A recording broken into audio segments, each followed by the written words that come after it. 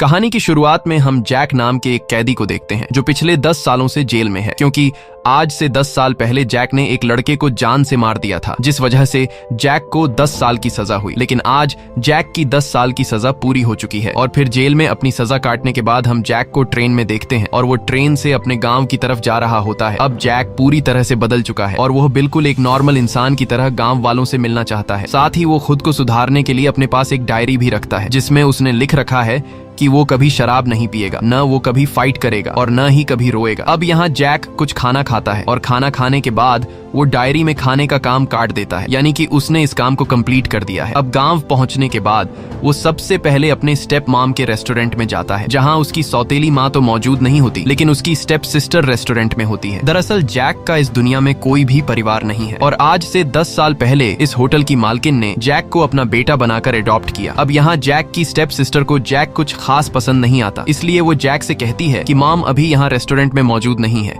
इसलिए अब तुम यहाँ से चले जाओ और शाम को मॉम से मिलने आ जाना। अब जैक को अपनी स्टेप मॉम के रेस्टोरेंट में जगह न मिलने पर वो पब्लिक बाथ टब में नहाने के लिए जाता है, जहाँ पिछले 10 सालों से जेल में रहने की वजह से जैक एडवांस टेक्नोलॉजी के लॉक को खोल नहीं पाता। तब यहाँ का इंचार्ज जैक पर गुस्सा हो जाता है और इंचार्ज जैक की शराफत का फायदा उठाते हुए उसे उल्टा सीधा बोलने लगता है। लेकिन जैसे ही जैक नहाने के लिए अपने कपड़े उतारता है तो वो इंचार्ज जैक के बॉडी पर टैटूज को देखते हुए उसकी आंखें खुली की खुली रह जाती हैं और उसकी सारी हेकड़ी निकल जाती है, क्योंकि ये टैटू एक गैंगस्टर की निशानी है। वहीं अगले सीन में हम देखते हैं कि सड़क के बीचों बीच कुछ लोग एक लड़के को बुरी तरह से मार रहे हैं और वहीं पास में पुलिस भी खड़ी होती है और पुलिस उस लड़के की मदद करने के बजाय दूर से यह सब तमाशा देख रही होती है, क्योंकि वो गुंडे शहर के सबसे बड़े गैंगस्टर कजामा के लिए काम करते थे, इसलिए पुलिस कजामा के डर से उन गुंडों को कुछ नहीं कहती। वहीं हम चुलबुल नाम के गैंगस्टर को देखते हैं जो कुछ शरीफ लड़कों को लाइन से खड़ा करके परेशान कर रहा होता है, पर तभी वहां पर जैक आता है और जैक के सिंपल लुक को देखते हुए ऐसा लग रहा था कि इससे तो कोई बच्चा भी नहीं डर पाएगा। लेकिन जैक को देखकर चुलबुल बिल्कुल शांत खड़ा हो जाता है, क्योंकि चुलबुल जैक को पहचान लेता है और उसे पता है कि जैक कितना खतरनाक आदमी है। और यहाँ चुलबुल नाम के उस गैंगस्टर के जैक को रिस्पेक्ट देते हुए हमें एक बात तो समझ आती है कि जैक अपने समय में कोई हल्का फुल्का गैंगस्टर नहीं था। इसके बाद जैक शहर के एक दूसरे गैंगस्टर के पास जाता है जिसका नाम शिंची है और शिंची जैक का पुराना दोस्त है। यहाँ हमें पता चलता है कि एक टाइम था जब शिंची और चुलबुल दोनों जैक के सामने दुम हिलाते थे। दरअसल ये दोनों जैक के लिए काम करते थे और जैक इन दोनों का बॉस था। लेकिन वक्त इतनी जल्दी बदल गया कि आज शिंची जैक से कहता है कि अगर तुम्हें मदद की जरूरत हो तो मुझे जरूर बताना, मगर जैक अब एक सिंपल जिंदगी जीने के लिए ऐसे लोगों से बिल्कुल भी दूर रहना चाहता है। और यहाँ जैक शिंची को गुड बाय कहकर चला जाता है। लेकिन शिंची जैक के बाहर आने से खुश नहीं था, क्योंकि उसे डर था कि कहीं जैक मुझसे मेरी कुर्सी छीन न ले। इसलिए शिंची जैक पर नजर रखने के लिए अपने कुछ आदमी लगा देता है, क्योंकि शिंची को अभी भी यकीन नहीं हो रहा था कि इस शहर पर राज करने वाला यह आदमी आज इतना कैसे बदल गया है। अब जैसे ही शाम होती है तो जैक अपने स्टेप मॉम के रेस्टोरेंट पर जाता है, जहां उसकी स्टेप सिस्टर जैक को देखकर अपनी माँ को आवाज देती है और जैक की स्टेप मॉम जैक को देखकर बहुत खुश हो जाती है और दौड़ते हुए आकर जैक को गले लगाती है। इसके बाद ये तीनों खाने के टेबल पर बैठते हैं और यहाँ रेस्टोरेंट की मालकिन जैक को अपने हाथों से खाना खिलाती है। अब वैसे तो जैक उसका अपना सगा बेटा नहीं था, लेकिन वो जैक को अपने सगे बेटे से भी ज्यादा प्यार करती है। लेकिन जैक की स्टेप सिस्टर को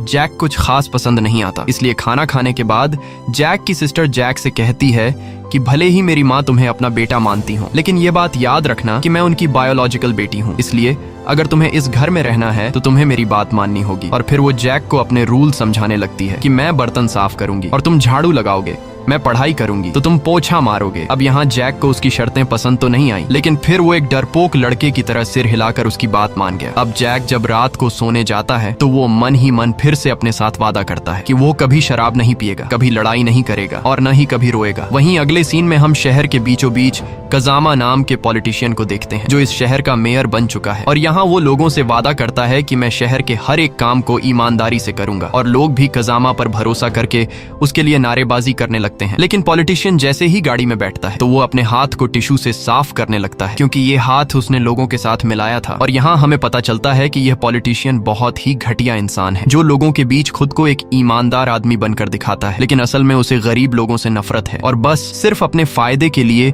लोगों के बीच नाटक करके उनका विश्वास जीत लेता है। और साथ ही हमें यह भी पता चलता है कि यह पॉलिटिशियन मेयर होने के साथ साथ शहर में एक गैंग भी चलाता है और शिंची और चुलबुल इस पॉलिटिशियन के लिए काम करते जाते हैं। अगले दिन जैक अपने बॉडी से टैटू रिमूव करने के लिए डॉक्टर के पास जाता है, लेकिन यहाँ डॉक्टर जैक की बॉडी पर इतने बड़े टैटूज को देखते हुए कहता है कि इन सब टैटूज को रिमूव करने के लिए हमें तुम्हारा लेजर ट्रीटमेंट करना पड़ेगा, जिसमें तुम्हारा बहुत पैसा खर्च होगा। इसलिए डॉक्टर जैक को मशवरा देता है कि तुम इन टैटू को अपने बॉडी से न हटाओ तो ही अच्छा है, क्योंकि यह टैटू हटाने के बाद तुम्हारी बॉडी पर निशान बन जाएंगे, जिससे तुम्हारी बॉडी और भी बुरी नजर आएगी। अब यहाँ जैक डॉक्टर की बात को मानते हुए अपनी बॉडी से टैटूज को नहीं हटाता। अगले सीन में हम जैक की मदर को देखते हैं, जो सीधा पॉलिटिशियन के ऑफिस में जाती है। दरअसल पॉलिटिशियन जैक की मॉम का रेस्टोरेंट खरीदने के चक्कर में है और रेस्टोरेंट की जगह पर एक मॉल बनाना चाहता है, और रेस्टोरेंट के आसपास जितनी भी दुकानें हैं उन सभी दुकानों के ओनर्स ने पॉलिटिशियन को अपनी जगह बेच दी है। अब बस सिर्फ जैक की मॉम का रेस्टोरेंट बचा है, लेकिन यहाँ जैक की मॉम पॉलिटिशियन को साफ साफ इनकार कर देती है कि मैं किसी भी कीमत पर अपना रेस्टोरेंट नहीं बेचूंगी। ये सुनकर पॉलिटिशियन गुस्सा हो जाता है और वो जैक की माँ के रेस्टोरेंट को किसी भी तरह से हासिल करना चाहता है, क्योंकि पॉलिटिशियन ने बाकी लोगों से जो जमीन खरीदी है उसके बिल्कुल बीच में जैक की मॉम का रेस्टोरेंट है। इसलिए जब तक पॉलिटिशियन जैक की मॉम का रेस्टोरेंट खरीद नहीं पाता तब तक वो शॉपिंग मॉल नहीं बना सकता। इसलिए पॉलिटिशियन जैक की मॉम को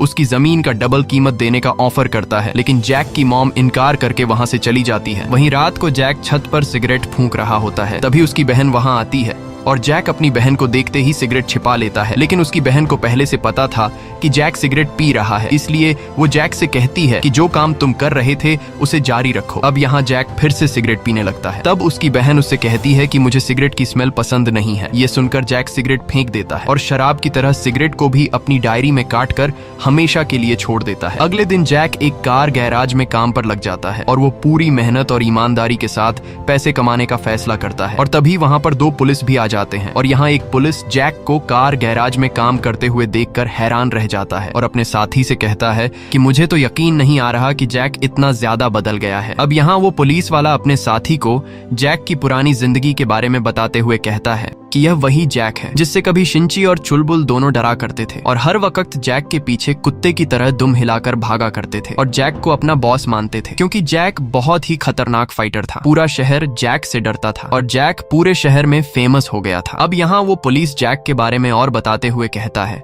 कि वैसे तो जैक एक बहुत ही अच्छा फाइटर था, लेकिन जब वो शराब पी लेता था तब वो और ज्यादा खूंखार हो जाता और फिर जो कोई भी उसके सामने आता तो जैक उसे बुरी तरह से पीट देता। एक बार जब जैक शराब के नशे में था तब उस पर 6 लोगों ने मिलकर हमला किया और वो 6 लोग पॉलिटिशियन कजामा ने जैक को मारने के लिए भेजे थे, लेकिन जैक अकेले ही एक एक करके उन सभी लोगों को बुरी तरह से पीटने लगा। और इस दौरान जैक के दोनों साथी चुलबुल और शिंची जैक की मदद करने के बजाय साइड पर खड़े होकर यह सब देख रहे थे। और फाइट के दौरान जैक ने एक लड़के को तो इतने बुरे तरीके से मारा कि उसकी जान ही चली गई और फिर उस लड़के की मौत के जुर्म में जैक को 10 साल की सजा हुई। और जैक के जेल जाने के बाद चुलबुल और शिंची जैक के बने बनाए बिजनेस का फायदा उठाकर शहर पर हुकूमत करने लगे, लेकिन इस खेल का मास्टरमाइंड पॉलिटिशियन कजामा था। और फिर पॉलिटिशियन ने चुलबुल और शिंची को उसके गैंग में शामिल होने की ऑफर दी। अब चुलबुल और शिंची जैक की तरह बहादुर नहीं थे कि यह दोनों पॉलिटिशियन से लड़ पाते, इसलिए यह दोनों पॉलिटिशियन के लिए काम करने लगे और तब से यह दोनों पॉलिटिशियन के पालतू बने हुए हैं। वहीं हम जैक की बहन को क्लासरूम में देखते हैं, जहां मैथ के सब्जेक्ट के दौरान जैक की बहन को चक्कर आने लगते हैं, क्योंकि वो मैथ में बहुत ही ज्यादा कमजोर थी। और क्लास की छुट्टी होने के बाद जैक की बहन अपनी टीचर से कहती है कि क्या मैथ पढ़ना जरूरी है। ये सुनकर टीचर मुस्कुराती है। वहीं जैक स्कूल से अपनी बहन को लेने के लिए आया होता है और तभी टीचर की नजर जैक पर पड़ती है, जिसे देखकर वो पूरी तरह से शॉक हो जाती है। दरअसल जैक के जेल में जाने से पहले जैक और टीचर एक दूसरे के साथ रिलेशनशिप में थे और यह दोनों ही एक दूसरे से बहुत प्यार करते थे। और अब 10 साल बाद जैक को देखते ही टीचर पहचान लेती है, जिसके बाद यह दोनों एक पार्क में आकर बैठते हैं और यहाँ यह दोनों अपने पुराने दिनों को याद करते हैं। जैक यह देखकर बहुत खुश था कि उसकी गर्लफ्रेंड